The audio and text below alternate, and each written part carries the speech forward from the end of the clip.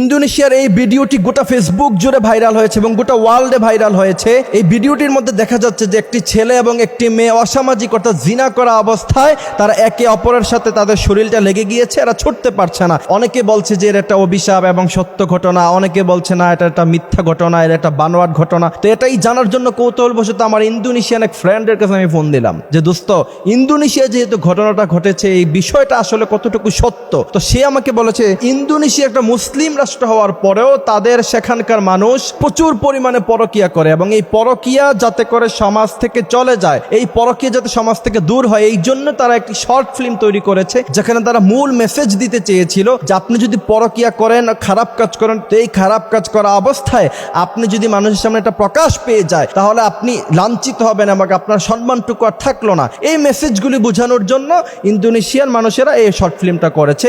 এটা মূলত একটা অভিনয় ছিল, এটা কোনো সত্য ঘটনা ছিল না। এইটা জানার কৌতূহল আমার সবচেয়ে বেশি লেগেছে এই কারণে, কারণ বিশ্বনবী সাল্লাল্লাহু আলাইহি ওয়াসাল্লাম তিনার উম্মতদের জন্য দোয়া করেছিলেন কয়েকটি দোয়া। তার মধ্যে একটা দোয়া ছিল আমার উম্মতরা যখন গুনাহ করবে, গুনাহ করার সাথে সাথে যেন আল্লাহ পাক তাদেরকে আযাব না দেয়। আপনি দেখেন অন্যান্য নবী আলাইহিস সালামের উম্মতেরা গুনাহ করেছে। ওয়ালুতান ইয ক্বালা লিকাওমিহি, লূত আলাইহিস সালামের উম্মতেরা যখন লাতাতুনাল ফাহিশা, এরা যখন ফাহিশা কাজের মধ্যে যুক্ত হয়ে গিয়েছিল, প্রচন্ড পরিমাণে এরা সমকামিতায় যখন লিপ্ত হয়ে গিয়েছিল, আল্লাহ পাক তখন তাদেরকে আকাশের মধ্যে এভাবে উঠায়া আবার জমিনের মধ্যে এমনভাবে তাদেরকে আছাড় মেরেছে, গোটা উম্মত একসাথে ধ্বংস হয়ে গিয়েছে। তো মুহাম্মদ সাল্লাল্লাহু আলাইহি সাল্লাম তিনার উম্মতদের অপরাধের কারণে এইভাবে সমূলে ধ্বংস করতে নিষেধ করেছেন। আরেকটি হচ্ছে কি, সাথে সাথে যেন আল্লাহ পাক আযাব না দেয়। আরেকটি দোয়া মুহাম্মদ সাল্লাল্লাহু আলাইহি সাল্লাম করে গিয়েছিলেন যাতে করে উম্মতে মুহাম্মদের চেহারা বিকৃত না হয়ে যায়। এবং বিশ্বনবী সাল্লাল্লাহু আলাইহি সাল্লামের আগের অনেক নবীদের উম্মতদের চেহারা বিকৃত হয়েছে। কেউ কুকুর হয়ে গিয়েছে অপরাধ করার কারণে, কারো চেহারা বানর হয়ে গিয়েছে অপরাধ করার কারণে। তো মুহাম্মদ সাল্লাল্লাহু আলাইহি সাল্লাম দোয়া করেছেন যে আমার উম্মতদের চেহারা যাতে করে আপনি বিকৃত না করেন, এবং আল্লাহ পাক সেই দোয়া কবুল করছেন। এই কারণে মুহাম্মদ সাল্লাল্লাহু আলাইহি সাল্লামের উম্মতরা গুনাহ করার সাথে সাথে আল্লাহ পাক তাদেরকে এমন অপদস্থ অথবা চেহারা বিকৃত করবেন না। কিন্তু এই কারণে যে আপনি গুনাহ ছাড়বেন না, আপনি গুনাহ করতেই থাকবেন, বিষয়টা এমন নয়। মুহাম্মদ সাল্লাল্লাহু আলাইহি সাল্লামের এই দোয়ার বদৌলতে আল্লাহ পাক এখনো পর্যন্ত আমাদেরকে সেফ রেখেছেন। আর না হলে কত মানুষের চেহারা বিকৃত হয়ে যেত, কত মানুষ, সম্ভ্রান্ত মানুষ, সম্মানী মানুষ কুকুরের চেহারা হয়ে যেত।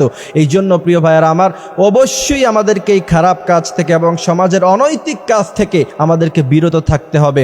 জিনার ব্যাপারে আল্লাহ সুবহানাহু ওয়া তাআলা বলেছেন লা তাকরাবুজ জিনা ইন্নাহু কানা ফাহিশা, তোমরা তো জিনা করবাই না, জিনার নিকটবর্তীও তোমরা হয় না। জিনা এটা প্রচন্ড খারাপ জিনিস। পৃথিবীর মধ্যে দুইটা গুনাহ মানুষকে সবচাইতে বেশি লাঞ্ছিত করে, এক হচ্ছে টাকার লোভ আর একটা হচ্ছে এই খারাপ মেয়েদের নেশা, জিনার নেশা। এই জন্য প্রিয় ভাইয়েরা আমার, নিজের জীবনটাকে সেভ করতে হবে। এবং আপনি যদি ভাবেন যে আপনি পৃথিবীর যেই কোনো জায়গায় অবস্থান করছেন, আল্লাহ পাক আপনাকে দেখছে, আপনি যদি এটা হৃদয়ে ভাবতে পারেন একবারের জন্য, তাহলে আপনি জিনা কেন, আপনি কোনো গুনাহই তো করতে পারেন না। এই জন্য সবসময় ভাববেন যে আল্লাহ পাক আমাকে দেখছে, আমি সবসময় মনিটরিং এর মধ্যে আছি। কিরামান কাতিবিনা ইয়ালামুনা মা তাফআলুন, আপনি কি করেন না করেন, কিরামান কাতিবিন কিন্তু দুই কাঁধ দিয়ে তিনারা লিখছেন।